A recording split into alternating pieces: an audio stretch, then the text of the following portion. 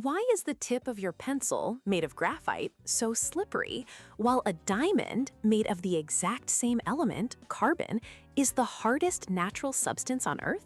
The answer isn't the atom, but how the atoms hold hands. This is the central rule of chemistry. Structure dictates function. How atoms are bonded and arranged in space defines everything about the material world. We can sort almost any solid into four main families based on this principle. First, there are ionic solids, like table salt. Their atoms are locked in a rigid, brittle lattice. Then there are soft molecular solids, like ice, held together by much weaker forces, which is why they melt so easily. But the most interesting contrasts come from metals and covalent networks. In a piece of copper, the atoms are bathed in a shared sea of electrons.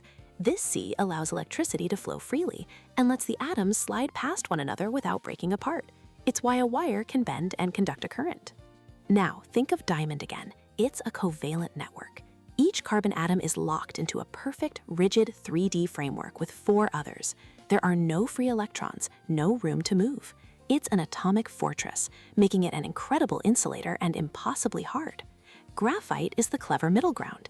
Its carbon atoms form flat sheets. Within a sheet, the bonds are strong, but between the sheets, they're weak with loose electrons, so the layers easily slide off onto your paper, and those loose electrons allow graphite to conduct electricity.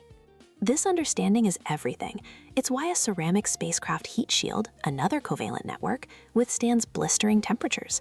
It's why the rubber on your power cord, a molecular solid, keeps you safe. By mastering this atomic alphabet, we can write the future, designing everything from flexible electronics to materials stronger than steel. The invisible forces between atoms build our entire visible world.